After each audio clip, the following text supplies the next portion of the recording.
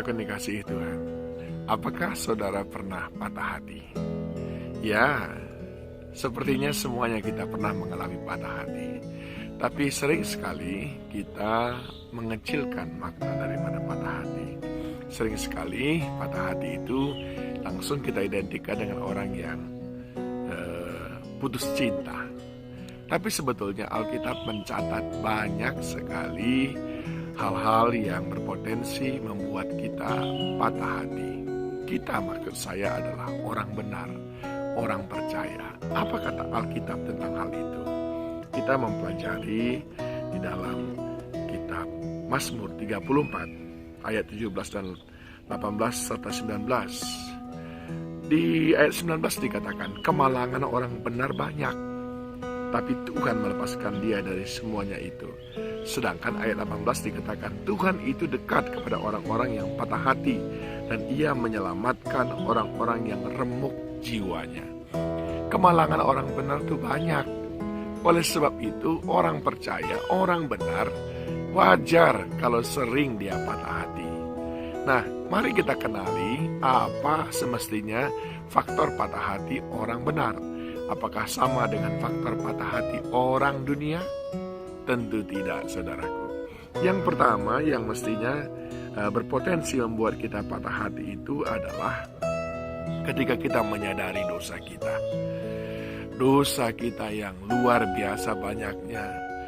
Sudah banyak dikasihi Tuhan, sudah banyak diampuni, tapi terus juga kita berbuat dosa. Sudah banyak berusaha, tapi terus berbuat dosa. Sudah banyak dimuridkan, tapi terus berbuat dosa. Sudah banyak mengalami kebaikan Tuhan, tapi terus menyakiti hati Tuhan. Itu yang pertama mestinya membuat kita patah hati. Patah hati kepada diri sendiri. Hal itu pernah dicatat oleh Daud dalam Mazmur 51 ketika dia jatuh ke dalam dosa. Ayat 17, korban sembelihan kepada Allah ialah jiwa yang hancur, hati yang patah dan remuk. Tidak akan kau pandang hina, ya Allah. Daud merasa dia najis senajis-najisnya, jijik sejijik-jijiknya, dan dia betul-betul patah hati. Dia betul-betul kecewa terhadap dirinya sendiri. Mengapa aku lakukan itu? Mengapa aku jatuh lagi ke dalam dosa? Orang dunia mungkin tidak pernah menyadari bahwa itu adalah hal-hal yang mestinya membuat kita patah hati. Bahkan banyak sekali orang yang tidak peduli lagi dengan dosa akhir-akhir ini, saudaraku. Yang penting aku dapat memperoleh apa yang aku inginkan. Tapi orang benar, dia patah hati kalau dia berbuat dosa. Yang kedua, saudaraku, dicatat dalam Mazmur 147 ayat yang ketiga, ia menyembuhkan orang-orang yang patah hati dan membalut luka-luka mereka. Ini berbicara tentang ketika kita diperlakukan orang dengan tidak baik. Kalau tadi kita yang memperlakukan Tuhan dengan tidak baik.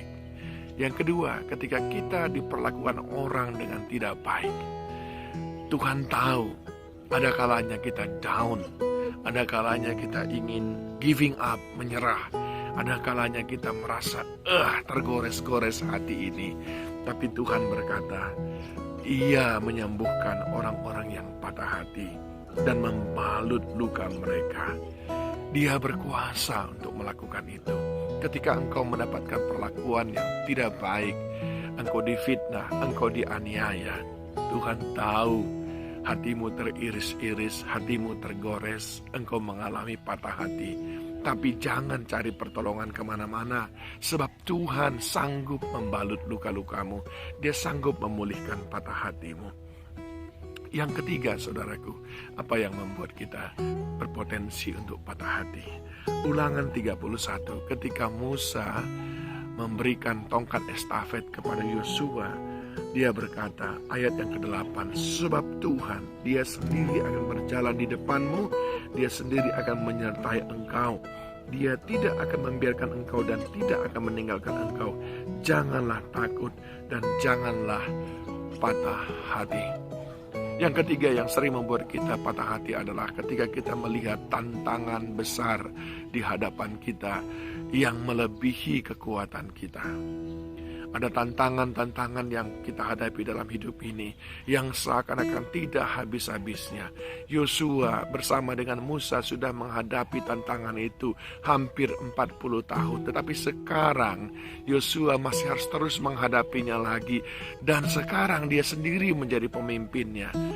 Waktu dulu Musa masih menjadi pemimpin di depan. Sekarang Yosua. Tentu saja ada kekhawatiran dalam hati, ada rasa takut, ada rasa patah hati. Tapi Musa meneguhkan hatinya. Ada banyak memang hal yang belum engkau mengerti di depanmu.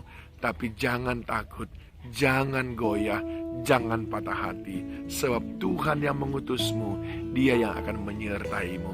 Ada banyak hal yang kita tidak tahu, saudaraku, apa yang terjadi di depan kita. Jangan patah hati, jangan tawar hati.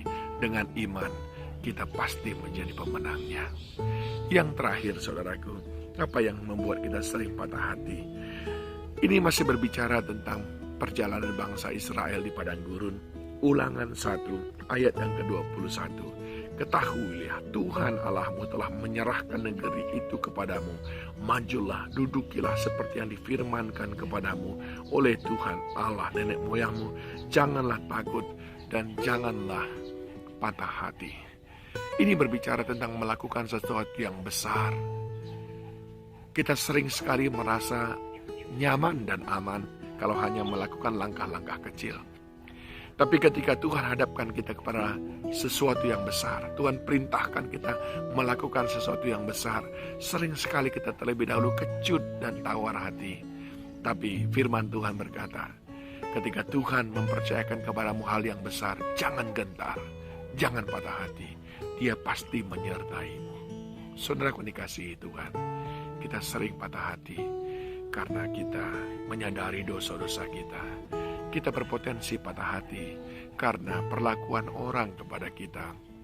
Kita juga sering patah hati dan tawar hati karena kita melihat banyak sekali hal yang kita tidak mengerti yang ada di depan kita yang Tuhan bentangkan. Dan yang keempat, kita sering sekali patah hati ketika kita diperhadapkan Tuhan kepada hal-hal yang besar yang tidak terpahami oleh kita. Seperti saudara-saudara Daud yang patah hati ketika diperhadapkan kepada Goliat. Tapi tidak demikian dengan Daud. Dia berkata, dengan Tuhan aku akan hadapi semuanya. Bukankah dia sudah berjanji Tuhan itu dekat dengan orang yang patah hatinya? Bukankah dia sudah berjanji dia membalut luka orang yang remuk hati dan patah hatinya? Dia bersama dengan kita. Jangan takut, jangan patah hati. Tuhan Yesus memberkati.